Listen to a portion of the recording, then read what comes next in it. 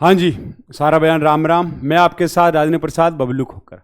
आज हम पढ़ेंगे केंद्र राज्य संबंध। केंद्र राज्य संबंध में हम पढ़ेंगे आर्टिकल 245 से आर्टिकल 255 और 7वीं अनुसूची के बारे में। इससे पहले एक छोटी सी एग्जाम में क्वेश्चन आया हुआ है 2017 2018 के मेंस का ऐसे में क्वेश्चन था सहयोगी संघवाद। क्या था? Cooperative federalism. क्या? सहयोगी संघवाद या कोऑपरेटिव फेडरलिज्म क्या है? देखो, संविधान निर्माताओं ने संविधान के अंतर्गत कुछ ऐसे उपबंध रखे जिन उपबंधों में सामंजस्य, किसमें सामंजस्य? केंद्र की सरकार और राज्य सरकारों के बीच सामंजस्यपूर्ण संबंधों को रखा गया। और जो प्रणाली अपनाई गई है संविधान में, सामंजस्यपूर्ण संबंध हो, आपस में मिलजुल के सरकारें चलानी है, देश चलाना है, उसी को ही सहयोगी संघवाद कहा जाता है। क्या कहा जाता है? सहयोगी संघवाद कहा जाता है। सहयोगी संघवाद में सेंटर ताकतवर है, लेकिन राज्य सरकारें भी अपने क्षेत्र में ताकतवर है। दोनों एक दूसरे के साथ निर्भर है। ठीक, संघवाद का बुनियादी तत्व है शक्तियों का विभाजन। मतलब संघवाद का बुनियादी तत्व शक्तियों का विभाजन है, नहीं है, यूनियन लिस्ट है, मतलब संघ सूची है, राज्य सूची है, समवर्ती सूची है, शक्तियों का विभाजन है। संघवाद में शक्तियों के विभाजन के उपरांत भी केंद्र राज्यों के बीच अंतर क्षेत्रीय सहयोग पर भी बल दिया गया है। तो आप ये क्वेश्चन में लिख के आओगे, लेकिन आपको समझना है।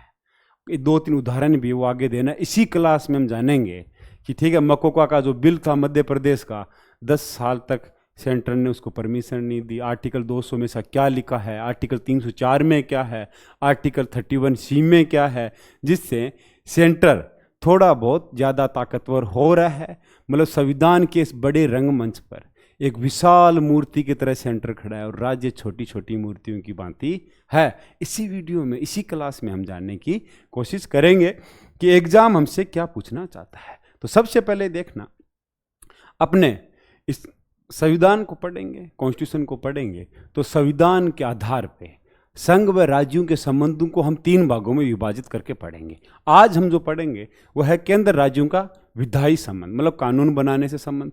कल हम पढ़ेंगे प्रशासनिक संबंध और वित्तीय संबंध, जिसमें हम फाइनेंस कमीशन भी पढ़ेंगे। तो आज का अपना शुरुआत है केंद्र राज्यों के बीच विधायी संबंध, कि उनके बीच में कानून बनाने का संबंध क्या क्या है। तो संविधान में 7वीं अनुसूची और आर्टिकल 246, आप आर्टिकल 246 पढ़ोगे। मैं नहीं कहता किसी कोई बुक है, सारी बुक बढ़िया है, लेकिन इससे बढ़िया कुछ नहीं है। लॉ पब्लिकेशन है, सेंट्रल लॉ पब्लिकेशन है। ये मेरे पास सेंट्रल लॉ पब्लिकेशन नहीं है, इसमें थोड़ी बहुत त्रुटियां भी है। सेंट्रल लॉ एजेंसी है, सेंट्रल लॉ पब्लिकेशन लेना, आपको लॉ एजेंसी का नहीं लेना है। बेयर एक्ट का भारतीय संविधान, जिसमें कोई भी मिस प्रिंटिंग नहीं है, उसका आप आर्टिकल 246 पढ़ोगे। उसमें लिखा है 246 आर्टिकल में कि संघ सूची होगी, ठीक, राज्य सूची होगी, समवर्ती सूची होगी। तो हम सबसे पहले जानते हैं संघ सूची क्या है, यूनियन लिस्ट। तो एग्जाम में जो पूछे उसके बारे में जानना है। अभी वर्तमान संविधान में संघ सूची में कितने सब्जेक्ट हैं? विषय मतलब सब्जेक्ट 98 है, लेकिन मूल संविधान में संघ सूची में कितने विषय हैं? 97 है। अब आपका क्वेश्चन है 98 क्यों है? देखो, 2016 से पहले मूल संविधान में तो 97 ही है, लेकिन मूल संविधान में कितने विषय हो गए थे? 100। ठीक, अब 2016 में एक अमेंडमेंट आता है संविधान, ये 101 संविधान संशोधन अधिनियम, जिससे क्या आता है? जीएसटी आती है ना। जीएसटी कौन से आर्टिकल में है? जीएसटी काउंसलिंग 279A, जिसमें जीएसटी काउंसलिंग होती है। अब मेरा एक छोटा सा क्वेश्चन आपसे, जीएसटी काउंसलिंग का चेयरमैन मैं आपसे पूछूंगा तो आप 2 मिनट में बताओगे कि फाइनेंस मिनिस्टर है। और मैं आपसे केवल ये पूछ लूँ कि जीएसटी काउंसलिंग का उपाध्यक्ष कौन होगा, तो कोई कहेंगे कि स्टेट फाइनेंस मिनिस्टर। तो ये याद रखना, जीएसटी काउंसलिंग का जो उपाध्यक्ष है काउंसलिंग में, तो इसके बारे में आप देखो आर्टिकल 279 पढ़ोगे, उसका पैरा 2 कहता है कि जो राज्य जीएसटी काउंसलिंग में आएंगे, कौन से? जीएसटी काउंसलिंग में 28 राज्यों से फाइनेंस मिनिस्टर आएंगे, वो अपने अधीन 279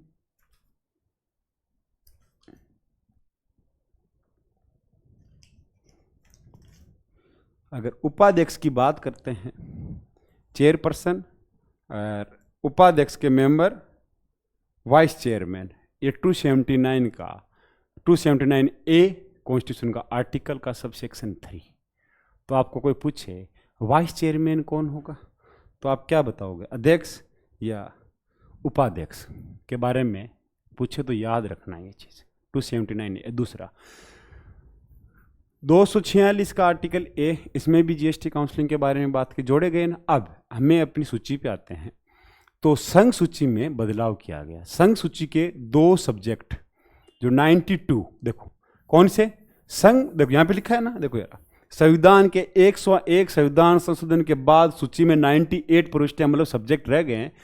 92 और 92C को हटा दिया गया। तो 92 क्या था, देखो 92 में ये था जितने भी न्यूज़पेपर है, न्यूज़पेपर में जो भी एड आते थे, एडवर्टाइजमेंट, इन पे टैक्स कौन लेगा, सेंटर। ये कब था, 2016 से पे, लेकिन अब ये जीएसटी काउंसलिंग के अधीन है। जबकि टीवी पे जो एड आएंगे, न्यूज़पेपर को छोड़ के टेलीविजन पे जो एड आएंगे, उन पे राज्य सूची का उसको हटा दिया गया है 2016 से। सब्जेक्ट नंबर 55 के तहत कौन लेगा, राज्य लेगा टैक्स। न्यूज़पेपर पे कौन लेगा, हैं, न्यूज़पेपर पे कर टैक्स वगैरह, न्यूज़पेपर एड वगैरह पर और न्यूज़पेपर पे कौन लेगा, सेंटर। देखो 92 में आप देखोगे यही लिखा था, तो इसको क्या कर दिया, हटा दिया गया। 92C कब आया था, 92, देखो 92C जोड़ा गया संविधान में 88वां constitution amendment, CA constitution amendment 2003 में। इसमें क्या था, सर्विस टैक्स कि सेवा कर किसका है, सेंटर का, इसको भी हटा दिया गया। अब किस में आ गया, जीएसटी में आ गया। तो दोनों उठा दिए। अब हटा दिए तो पहले कितने थे, 100, तो अब ये कितने हो गए, 98। ठीक, अब इसके साथ साथ आप यहां देखोगे 92A भी है, 92B भी है। तो 92A में क्या है, तो 92A आप लो पब्लिकेशन से पूरी लिस्ट निकाल कर, अभी आगे देखेंगे लिस्ट, उसमें आप देखोगे कि इंटर स्टेट जितना भी ट्रेड होगा वो ट्रेड के बारे में बात है। 92A के बाद में क्रय विक्रय इंटर स्टेट, ये कब जोड़ा गया था, 6वां कॉन्स्टिट्यूशन अमेंडमेंट जवाहरलाल नेहरू जी के द्वारा 1956 में। दूसरा है 92B, देखो सी तो हटा दिया, 92B ये कब जोड़ा गया, देखो 92B की बात करता है कंसाइनमेंट। ये किसकी बात करता है, कंसाइनमेंट। 46वां संविधान संशोधन अधिनियम 1982 में कंसाइनमेंट समझ गए, माल का सप्रेशन, मतलब एक राज्य से एक जगह से दूसरी जगह तुम्हारा कंसाइनमेंट है, उस पर टैक्स वगैरह की बात कौन करेगा, सेंटर। आज भी यह है प्रभावी। 92A 92B, 92 को हटाया, 92C को हटाया। इसके साथ साथ एक और आर्टिकल जोड़ा गया था, वो है 2 का A, ये फर्स्ट कॉन्स्टिट्यूशन अमेंडमेंट से ही जोड़ा गया था। तो एग्जाम से आपसे कोई पूछे तो इसके बारे में बता देना। ठीक, तो संघ सूची में कितने सब्जेक्ट है, मूल संविधान में 97, अभी कितने हैं, 98, 98। ठीक, अब आगे चलते हैं राज्य सूची। तो राज्य सूची के सब्जेक्ट के बारे में एग्जाम थोड़ा बहुत आपकी फिरकी ले सकता है। देखो राज्य सूची में संविधान में कितने सब्जेक्ट बता रखे, मूल संविधान में 66, आपको क्या बताओगे कितने हैं, 66, लेकिन अब टोटल कितने रह गए, 59। मतलब संघ सूची के सब्जेक्ट बढ़ रहे हैं, राज्य सूची के सब्जेक्ट विषय वो क्या हो रहे हैं, कम हो रहे हैं। मूल संविधान में आज भी 66 है, क्रम वाइज लिख देखोगे 66, लेकिन बीच में से डिलीट कर दिया, उनको डिलीट रखा है। देखो मैं दिखाता हूं, गिनती करोगे तो 66 आएंगे। आप ये किताब उठाना, लो पब्लिकेशन,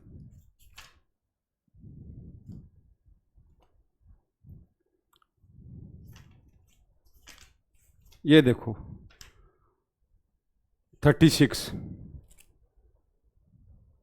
है, नंबर है, लेकिन इसको डिलीट कर दिया, मतलब हटा दिया गया। तो 36 कब हटा, 7वां संविधान संशोधन अधिनियम 1956 में संपत्ति के बारे में था 36, राज्य क्या हटा दिया, लेकिन ये नंबर रहा है 36। तो इसी तरह से कितने सब्जेक्ट हटा दिए कि 66 ही बचे, 7 सब्जेक्ट हटा दिए, किससे, राज्य सूची से। अब आपसे एग्जाम पूछे वो 7 सब्जेक्ट कौन से थे भैया, तो सबसे पहले याद रखना, एक सबसे पहले हटाया था 36वां सब्जेक्ट, जो अभी उदाहरण दिया संपत्ति के बारे में था, 7वां संविधान संशोधन अधिनियम आया 1956 में, हटा दिया गया। इसके साथ साथ 1942 में 4 सब्जेक्ट, मतलब संघ सूची, राज्य सूची का 11 नंबर, राज्य सूची के 11 में यह बताया गया था कि हाई कोर्ट, सुप्रीम कोर्ट के अलावा कोई भी न्यायालय हैं, क्या न्याय का प्रशासन, उनको भी हटा के किसको कर दिया गया है, समवर्ती सूची में ये सब्जेक्ट जोड़ दिया गया है। तो समवर्ती सूची में कहाँ पे जोड़ा है, 11A, तो 11 यहाँ से हटाया, 11A के अंदर समवर्ती सूची में लिख दिया। इसके साथ साथ 19 और 20 ये स्टेट लिस्ट में था, वन और वन्य जीव। देखो किसके बारे में, वन और जंगली जानवरों पक्षियों की रक्षा, ये किसमें थे दोनों, 19 और 20 क्रम से, 19 और 20 के तहत किसमें थे, राज्य सूची में। इन दोनों को भी हटा के कहाँ जोड़ दिया गया है, समवर्ती सूची में। 17A और 17B आप पढ़ोगे, 17A में है वन और 17B में है जंगली जानवर और पक्षियों की रक्षा। इसके साथ साथ 29 स्टेट लिस्ट का 29 में था नाप तोल है, जो कि भाई मेजरमेंट, नाप तोल व किलो है क्या है, इनके बारे में किसमें था, स्टेट लिस्ट में। इसको भी हटा के किसमें जोड़ दिया गया है, 33A, ये किसका है, समवर्ती सूची का, उसमें जोड़ दिया। इसके साथ शिक्षा भी समवर्ती सूची का था, उसको भी हटा दिया गया। अब एक और चीज, 42वां संविधान संशोधन अधिनियम से समवर्ती सूची में एक और चीज जोड़ी गई, 20A, किसमें, समवर्ती सूची का देखना 20A। 20A में क्या है, पॉपुलेशन कंट्रोल, जनसंख्या नियंत्रण किस, लेकिन आपसे कोई पूछे सेंसेक्स किसमें, सेंसेक्स अभी भी सेंटर का है, नया सब्जेक्ट जोड़ा गया, वो था 20A समवर्ती सूची में। अब तो भाई कितने हटा दिए, 5 हटा दिए थे 66 में से, तो 5 हटाए, ये पांचों के बारे में है, 1 2 3 4, 4 और ये पहले से हटाया हुआ है, 5 एक साथ हटाए, तो 5 हटाए तो टोटल बचे कितने, 61।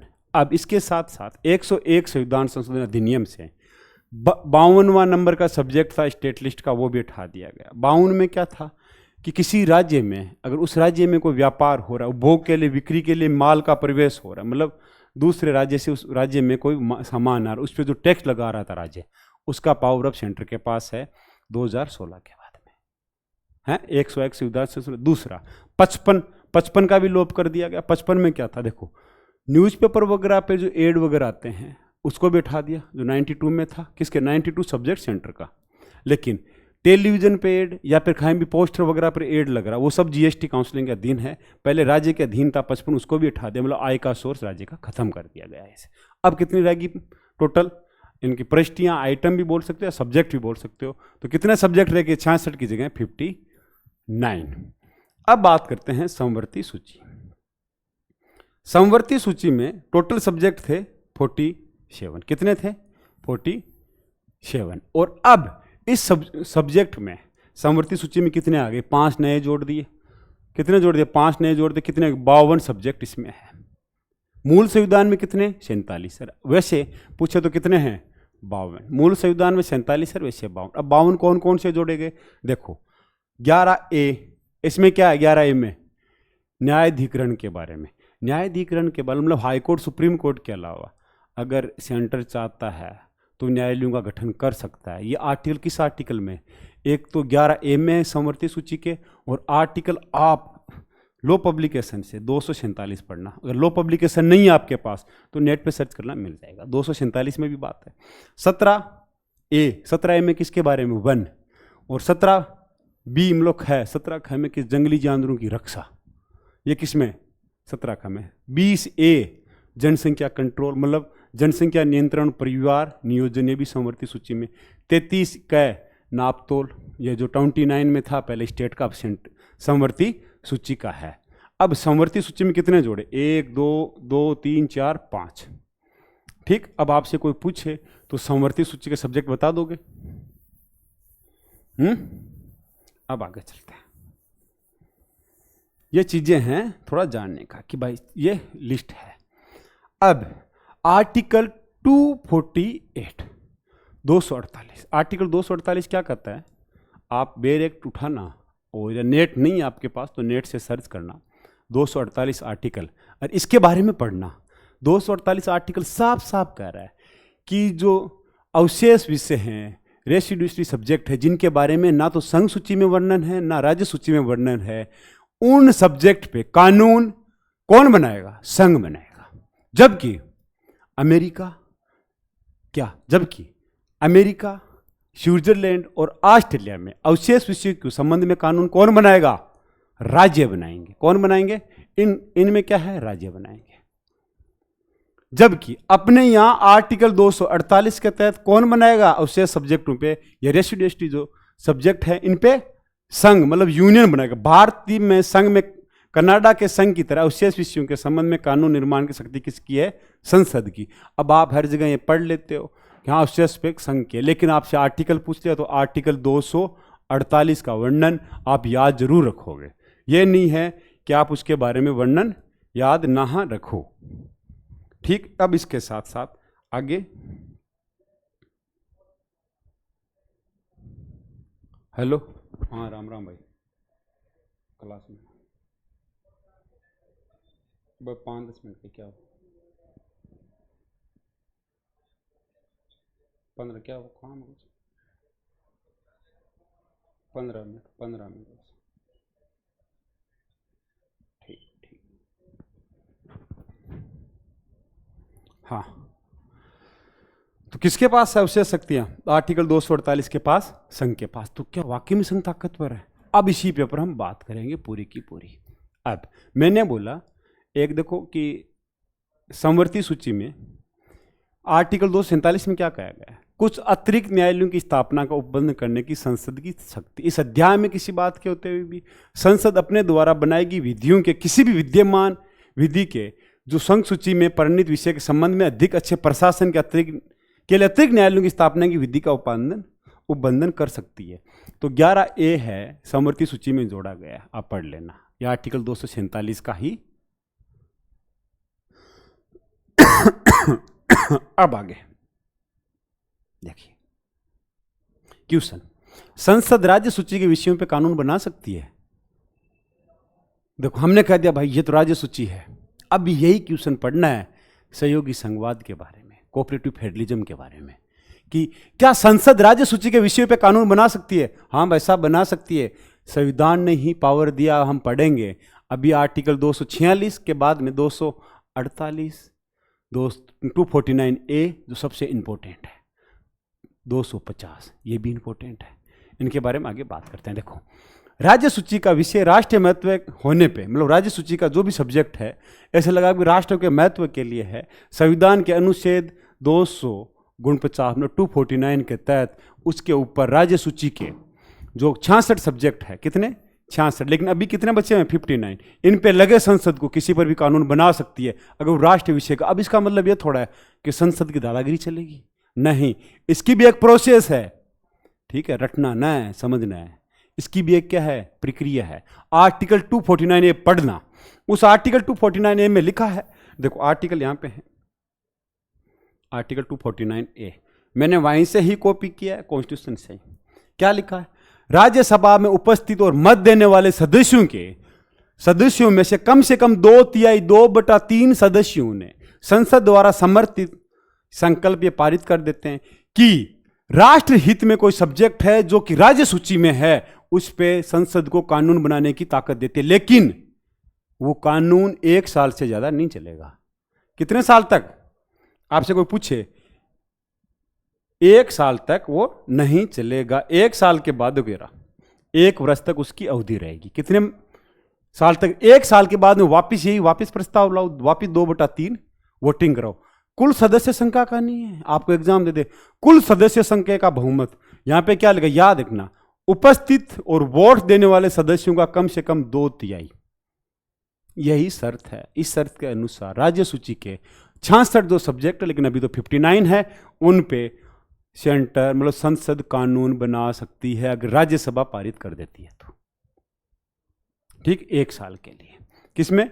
राष्ट्रीय हित के लिए। आर्टिकल कौन सा है?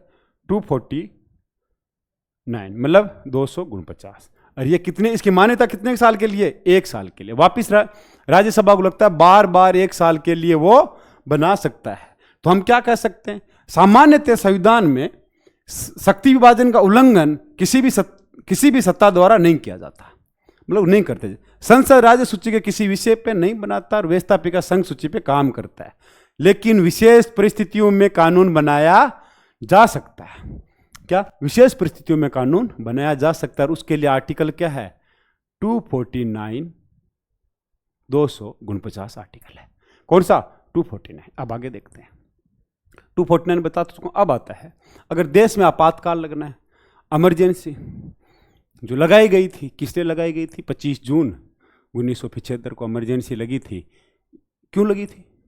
12 जून 1975 को इलाहाबाद हाई कोर्ट ने इंदिरा गांधी को अयोग्य घोषित कर दिया था कि उन्होंने चुनाव में चीटिंग की थी, क्योंकि आप अपना पद छोड़िए और आपने चीटिंग करके जीते हो, आप हैं रायबरेली से जीते थे। और इनके सामने कौन थे? 1977 में जनता दल की जब पार्टी सरकार बनते हैं, हिंट देता हूँ, उसमें हेल्थ मिनिस्टर बने थे, वो उनके सामने चुनाव जीतते हैं, राजनारायण साहब। ठीक है, तो इंदिरा गांधी जी फिर सुप्रीम कोर्ट जाती है। 24 जून को सुप्रीम कोर्ट का भी इलाहाबाद वाला जजमेंट रहता है कि इंदिरा गांधी को सीट छोड़नी होगी, आप तो जीते ही नहीं, अयोग्य हो आप तो इंदिरा गांधी ने रातों रात ही 25 जून को इमरजेंसी लगा दी।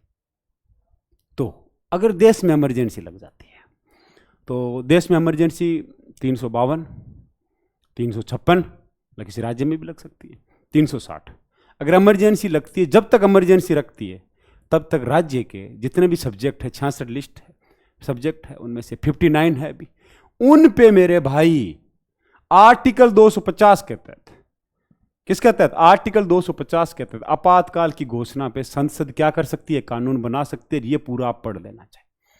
किससे पढ़ना है? आपको यहां पे थोड़ा मुझे लगता है कम दिखेगा, लो पब्लिकेशन या नेट पे सर्च कर लेना आर्टिकल 250।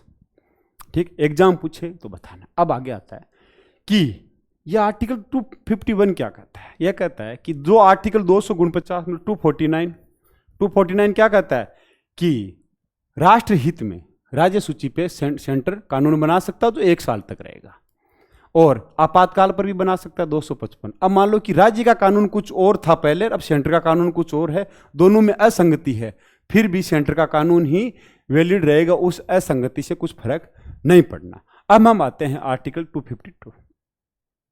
अब मान लो कि 2 राज्य हैं, 2 राज्य, 2 या 2 से अधिक राज्यों के लिए, हमारे 2 राज्य हैं। सपोज करो कि हॉस्पिटल किसका सब्जेक्ट है? राज्य का है। ठीक, उद्योग इंडस्ट्री किसका है? राज्य का है। राज्य सूची में आप जाके देखना, इंडस्ट्री में 25, 26, 27 राज्य सूची की सब्जेक्ट संख्या देखना, 25, 26, 27 इसमें इंडस्ट्री है। इन पे कानून कौन बनाएगा? राज्य। लेकिन 2 राज्य ऐसा लगता है, 2 से ज्यादा राज्य जिनको ऐसा लगता है कि हम इन पे कानून अच्छा नहीं बना सकते और हम चाहते हैं इसके लिए कानून सेंटर बनाए। तो जितने राज्य, मान लो राजस्थान, हरियाणा, पंजाब, गुजरात, इन्होंने चाहा कि हमारे लिए सेंटर कानून बने, तो वो सेंटर को पावर दे सकते हैं आर्टिकल 252 के। लेकिन जो सेंटर कानून बनाएगा वो 4 पर ही लागू होगा, बाकी पर लागू नहीं होगा, ये याद रखना। आर्टिकल 252 एग्जाम पूछे तो बताना आगे। अब कहते हैं कि मान लो कि इंटरनेशनल एग्रीमेंट, जैसे एग्रीकल्चर किसका सब्जेक्ट है? कृषि, राज्य सूची का ऑब्वियसली। अब एग्रीकल्चर पर भी एग्रीमेंट है, कोई इंटरनेशनल एग्रीमेंट हो गया। जैसे सिंचाई है, लघु सिंचाई वगैरह, ये किसका है? राज्य का है। अभी मैंने इंडस्ट्री बताया, वो भी छोटी इंडस्ट्रियाँ वगैरह, वो भी राज्य का सब्जेक्ट है। ठीक है, शमशान घाट वगैरह है, वो भी राज्य का सब्जेक्ट है।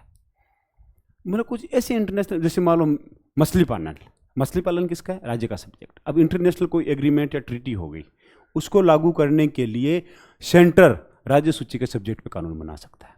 क्या? WTO का कोई भी कानून आया अगर एग्रीकल्चर से संबंधित, तो आर्टिकल 253, क्या? Article 253 legislation for giving effect to international agreement. तो मतलब राज्य सूची पे बचा क्या है? सेंटर जब चाहे तब कानून बना देगा। 249 के तहत बना देगा, 250 के तहत बना देगा। अगर इमरजेंसी, वो तो बहुत कम लगनी, एक बार लगी थी। कहते हैं कुछ तानाशाह होते हैं। वैसे पता है अधिनायकवाद वगैरह पढ़ेंगे हम कि डेमोक्रेसी, बहुत सारे विद्वानों ने कहा कि डेमोक्रेसी एक बुराई, लेकिन आवश्यक बुराई है। इसके अलावा हमारे पास कोई सॉल्यूशन नहीं है। इस पर भी हम चैप्टर पढ़ेंगे लोकतंत्र के बारे में। कोई लोग अधिनायक कैसे बन जाते हैं? लोकतंत्र में ऐसे लोग आए हैं जो पूर्ण सत्ता आने पे अभी अपने आप को तानाशाह के रूप में देखते हैं, वो जनता की आवाज़ के रूप में नहीं देखते। ऐसे बहुत सारे उदाहरण उन पर पढ़ेंगे अलग से। तो अब इंटरनेशनल उनको देने के लिए एग्रीमेंट के 253, 253 ये आप पढ़ लेना। संसद देश के साथ उस पर कानून बना सकते, किस पे? राज्य सूची पे। तो राज्य सूची मतलब सिकुड़ रही है। मतलब राज्य सूची में सब्जेक्ट ही पहले 66 थे, अब 59 रह गए। अब इंटरनेशनल एग्रीमेंट मतलब आर्टिकल 253 यूज करके सेंटर कानून बना देगा। 249 राष्ट्रीय महत्व के रूप में मान के उन पे कानून बनाएगा। 250 तो इमरजेंसी लगने पे है। अब आगे, अब कहते हैं कि समवर्ती सूची तो दोनों के लिए है भैया। कि समवर्ती सूची पर राज्य भी बना सकता है, स्टेट भी बना सकता है। तो भाई समवर्ती सूची पर राज्य कानून तो बना सकता है, लेकिन सेंटर ने अगर उसी सब्जेक्ट पे, उसी विषय पे, उसी टॉपिक पे कानून बना दिया तो सेंटर का कानून ही ज़्यादा प्रभावी रहेगा। तो मतलब आर्टिकल 254। तो सेंटर के आप सब्जेक्ट ऐसे मान लो ना कि 47 समवर्ती सूची में मूल, जिनको अभी 52 हो गए उनकी संख्या, 52 प्लस 98, तो ये सारे सब्जेक्ट सेंटर के। स्टेट के पास क्या बचा है? 66 मूल संविधान में थे, लेकिन अभी 59 है केवल। सेंटर तो, स्टेट तो इन्हीं पे बच्चा है। और इनके ऊपर भी 249 का यूज करके कर लोगे। अभी पढ़ेंगे आर्टिकल 200 का भी यूज कर लेते हैं, आर्टिकल 304 का भी यूज है, आर्टिकल 31C का भी यूज कर लेते हैं। सेंटर कैसे करते हैं आगे पढ़ेंगे। तो इसमें क्या है, 254 क्या करता है? संसद द्वारा बनाई गई विधियों, राज्यों के विधानमंडल द्वारा बनाई गई विधियों में असंगति होने पे सेंटर की ही विधि मान्य होगी। ठीक, अब इसके बारे में पढ़ लेना, विरोध शून्य होगा। अब आता है आर्टिकल 255। आर्टिकल 255 में आप देखोगे एग्जाम पूछे कि सिफारिश और पूर्व मंजूरी के बारे में उपेक्षाओं को केवल प्रक्रिया के विषय मानना। तो मतलब राज्यपाल है, राष्ट्रपति है, इनकी सहमति है कि ये नहीं कि भाई इन्होंने सहमति सिफारिश नहीं की है तो मंजूरी नहीं दी गई है। इसके ऊपर प्रोविजन किसमें? आर्टिकल 255 में। एग्जाम पूछे तो ये बता। अब आपने थोड़ा बहुत पढ़ते हैं। देखो मैंने क्या कहा, क्या इंटरस्टेट रिलेशनशिप है। हाँ यार, 59 सब्जेक्ट कम होते हैं क्या राज्यों के लिए? कम नहीं होते ना, लेकिन आप आर्टिकल 304 पढ़ना। देखो 249 के तहत राष्ट्रीय हित में राज्य सूची पे कानून बना सकता है सेंटर। 253 एग्रीमेंट, अंतर्राष्ट्रीय संबंध है कोई, उसके तहत बना सकते हैं। 250 इमरजेंसी। लेकिन 304 क्या करता है? राज्यों के बीच व्यापार, वाणिज्य और समागम पर निर्बंधन। तो 304 पढ़ना आप। 304 में आप पढ़ोगे भाई किसी राज्य का विधानमंडल विधि द्वारा कानून बना सकता है। दूसरा, अन्य राज्य आयात किए गए माल पर कोई ऐसा द्रव्य कर जो उस राज्य में है उत्पादित है कर लगा सकता है। उस राज्य के साथ भीतरी व्यापार वगैरह समागम स्वतंत्रता पे कर है, लेकिन कानून तो बना सकता है। ये आप पढ़ लेना, लेकिन मैं मेन बात करना, इसी 304 में कहा गया है कि परंतु खंड ख के प्रयोजन के लिए कोई विधेयक या संशोधन राष्ट्रपति की पूर्व मंजूरी के बिना राज्य के विधानमंडल में नहीं रखा जाएगा। मतलब यहां पर भी सेंटर का इंटरफेयर है। तो क्या है, देखो उस राज्य के साथ उसके भीतर व्यापार, वाणिज्य और समागम की स्वतंत्रता पर युक्त निबंधन अधिरोपित कर सकेगा जो लोक हित में उपेक्षित हो। अब मान लो, सपोज करो इंटरस्टेट रिलेशन है, मतलब ये हब है बेंगलोर आईटी हब है। यहाँ का मान लो सामान यहाँ आ रहा है, मान लो अपने बिहार में आ रहा है।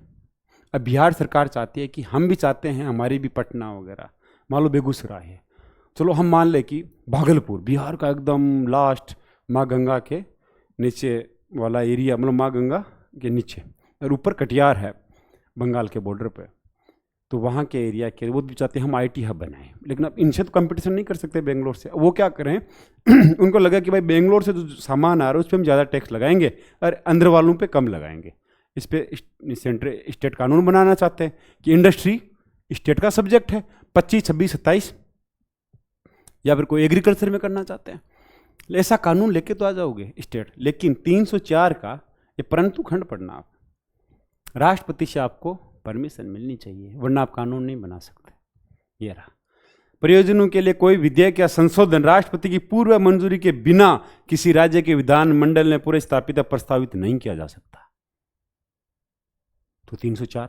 दूसरा आगे 200 के बारे में देखो, जैसे मैं आपसे क्वेश्चन पूछूं कि 200 का मतलब सारे कहेंगे हाँ गवर्नर होता है, पावर होती है गवर्नर के लिए पास जो राष्ट्रपति के लिए विधेयक रोक सकता है। अरे भाई कौन सा रोक सकता है? तो पहला, विधेयकों पे अनुमति। अगर राज्य कोई कानून बनाता है, धन विधेयक नहीं है तो गवर्नर उस पर अनुमति, धन विधेयक है तो उस पर अनुमति देनी होगी। धन विधेयक नहीं तो गवर्नर उस पर अनुमति दे भी सकता है, अपने विचार के लिए लौटा सकता है।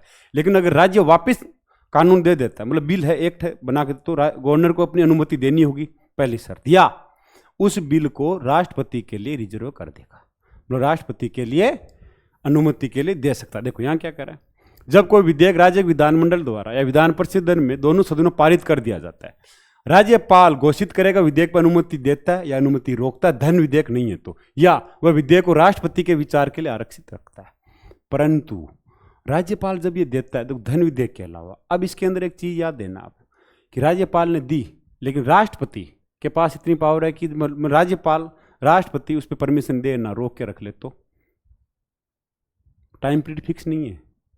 जैसे सपोज करो इसमें क्या गया है, किस बिल को राष्ट्रपति के लिए रखेगा राज्यपाल, जिस विधेयक में उससे विधि बन जाने पर राज्यपाल की राय में उच्च न्यायालय की शक्तियों का ऐसा अल्पीकरण हो सकता है, उस हाईकोर्ट की पावर कम हो सकती है, उन विधेयक को राष्ट्रपति की अनुमति के लिए रोक सकता है। अब मैं एक छोटा सा उदाहरण देना चाहूंगा। एक कानून आया था मकोका। मकोका क्या है भाई? मकोका मतलब Maharashtra Madhya Pradesh control of terrorism and unlawful activity organisation crime bill 2007 में ये बिल लेके आते हैं शिवराज सिंह।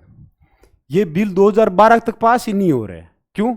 राष्ट्रपति साहब परमिशन ही नहीं दे रहे हैं, अनुमति के लिए राज्यपाल ने रोक दिया, टाइम पीरियड फिक्स नहीं है। मतलब अब यहाँ पर भी तो सेंटर का स्टेट्स के कानून बनाने में शिवराज सिंह जी 2012 में खुद मंच पे कहते हैं दैनिक जागरण में कि भाई मेरा कानून बना है, कानून तो पास होने दो। है कानून मक्को का आप जाके पढ़ना 2000 से। दूसरा चलो ये भी नहीं है कि भाई अब मैं देखो पंडित नेहरू ने संविधान बनाए, संविधान में कहते हैं नेहरू जी का योगदान है, मैं भी मानता हूं है योगदान, लेकिन उनके समय 1956 शंकर नमूंद्रीपाद केरल में कम्युनिस्ट गवर्नमेंट बनती है फर्स्ट 1956 के बाद में केरल बनता है, स्टेट रिकॉग्नाइजेशन एक्ट के बाद में केरल राज्य बनता है, पहले त्रावणकोर वगैरह था, तो वहाँ पे कम्युनिस्ट सरकार बनती है, नमूंद्री प्रसाद वहाँ के सीएम होते हैं, और वो एग्रीकल्चर बिल लेके आते हैं। क्या लेके आते हैं? एग्रीकल्चर बिल लेके आते हैं, मतलब कृषि केरल कृषि भूमि संबंधित 1959 में बिल लेके आते हैं। इस बिल को राज्यपाल राष्ट्रपति की अनुमति के लिए रोक लेता है। राज्य सूची के विषय पे बुला रहे थे, राज्यपाल ने रोक लिया राष्ट्रपति की अनुमति के लिए। अब राष्ट्रपति अनुमति सेंटर के कैबिनेट के अनुसार ही देते हैं। और एक और चीज, नमूंद्री प्रसाद की सरकार नेहरू जी ने इमरजेंसी लगा दी है, नमूंद्री प्रसाद सरकार को वहां पे राष्ट्रपति शासन लगा दिया। कहा जाता है कि ये राष्ट्रपति शासन उस समय जब लगा था तब कांग्रेस के अध्यक्ष थी सोनिया गांधी। मैंने कहीं पढ़ा है, न्यूज वगैरह में पढ़ना, आप दैनिक जागरण वगैरह में मिल जाएगा। फिरोज गांधी ने भी लिखा है अपनी बुक में कि फिरोज गांधी ने ये लिखा है कि उस समय जब इंदिरा कहती है कि नमूंद्री प्रसाद की सरकार पे राष्ट्रपति शासन लगा दो, तब फिरोज गांधी को फर्स्ट टाइम इंदिरा गांधी में फांसीवादी तत्व दिखाता कि एक चुनी हुई सरकार को एक कांग्रेस संगठन की एक अध्यक्ष हटाने की बात करें, सामने नेहरू जी बैठे उनके सामने।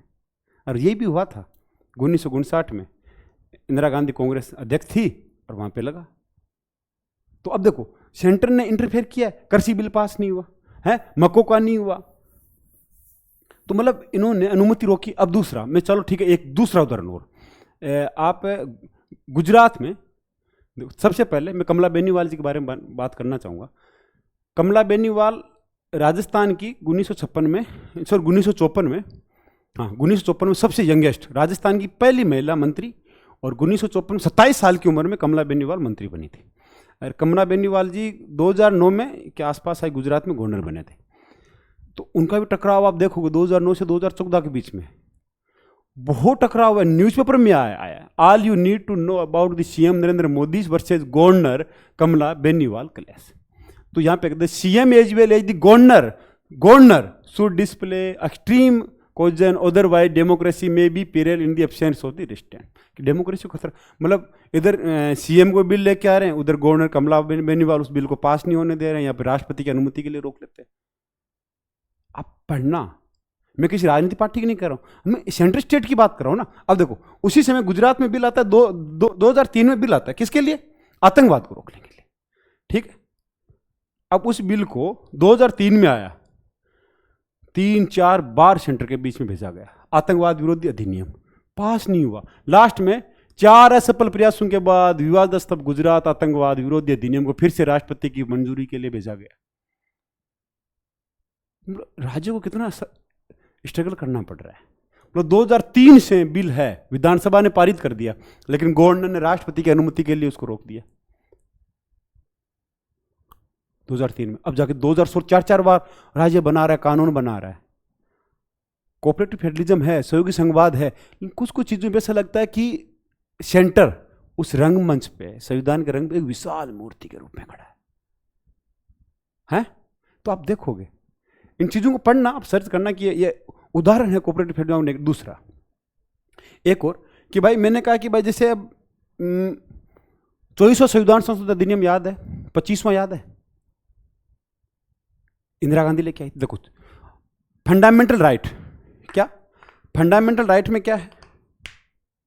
फंडामेंटल राइट 24वां संविधान संशोधन अधिनियम के तहत फंडामेंटल का आप आर्टिकल पढ़ोगे 13 है, मौलिक अधिकार का आर्टिकल 13 कहता है कि कोई भी अगर संविधान में, आप पढ़ना लो पब्लिकेशन से आर्टिकल पूरा, कि इस मतलब मौलिक अधिकार को कोई प्रभावित करता है कानून, वो कानून क्या हो जाएगा? जीरो हो जाएगा। तो इंदिरा गांधी कॉन्स्टिट्यूशन अमेंडमेंट लेके आती है 24वां। कब लेके आती है? 24वां संविधान संशोधन अधिनियम 1971। उस अधिनियम के तहत 13वें में बदलाव करती है कि 368 मतलब 368 के तहत मौलिक अधिकारों में बदलाव किया जा सकता है। इसके साथ साथ 25वां संविधान संशोधन अधिनियम आता है। उस अधिनियम के तहत 25वां संविधान संशोधन अधिनियम के तहत 31C जोड़ा गया। क्या जोड़ा गया? 31C। कौन सा संविधान संशोधन अधिनियम? 25वां संविधान संशोधन अधिनियम 1971। अब एक छोटी सी बात, आप कहोगे 31 में क्या है? देखो 31 में संपत्ति का राइट था, जो 44वां संविधान संशोधन अधिनियम 1978 में मोरारजी देसाई की सरकार ने हटा दिया था। तो 31 चला गया। 31A और B ये लेके आए थे नेहरू। कौन लेके आए थे? जवाहरलाल नेहरू, फर्स्ट संविधान संशोधन अधिनियम से। 31C इंदिरा गांधी लेके आई है 25वां संविधान संशोधन अधिनियम से।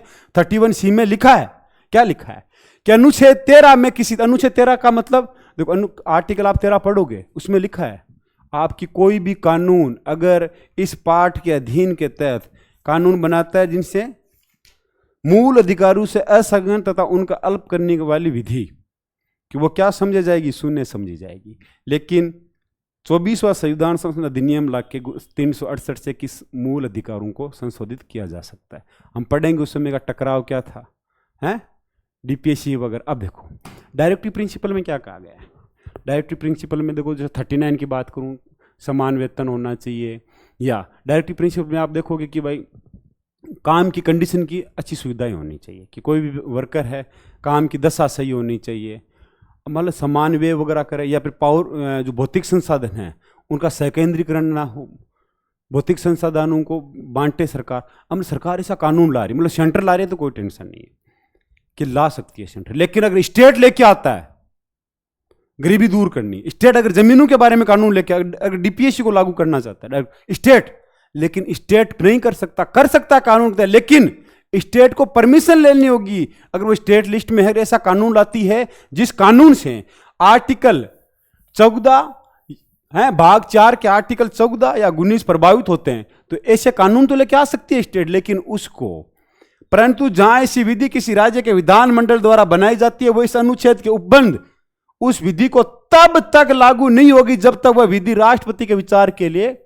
आरक्षित रखी गई है, उसकी अनुमति प्राप्त, राष्ट्रपति अनुमति देगी तभी होगा।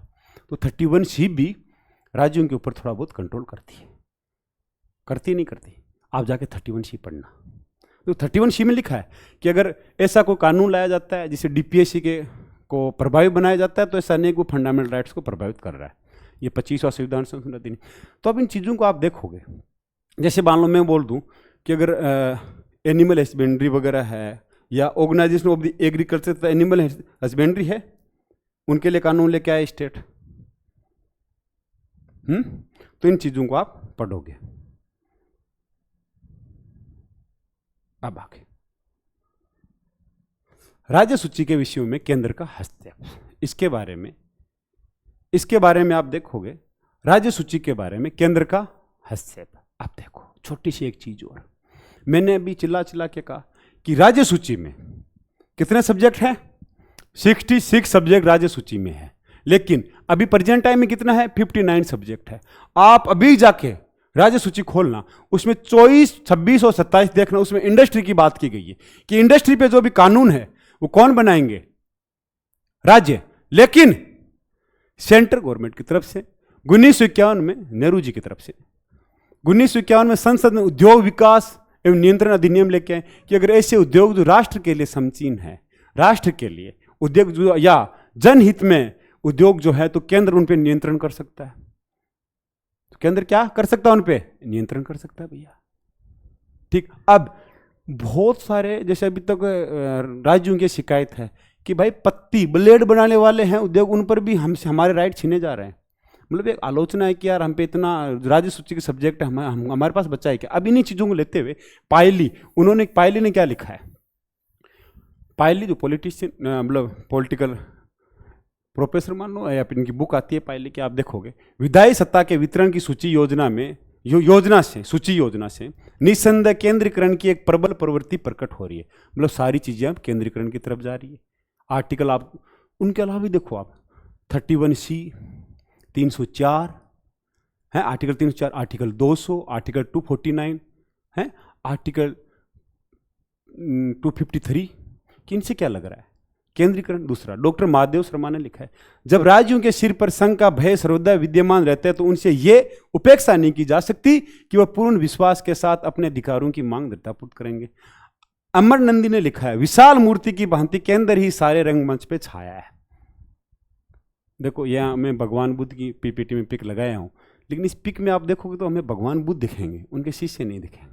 तो मतलब ये रंग मत समझिए आप, भगवान बुद्ध तो भगवान बुद्ध की तरह जो ये वैसे मत करना, कुछ गलत नहीं बोल रहा हूँ मैं, पिक से रूप से समझाना चाह रहा हूँ। आप उसको पिक समझिए कि आपको दूर से देखोगे इस पिक में भगवान बुद्ध दिखेंगे फर्स्ट नजर, गौर से देखोगे फिर ये छोटे छोटे उनके शीशे दिखेंगे।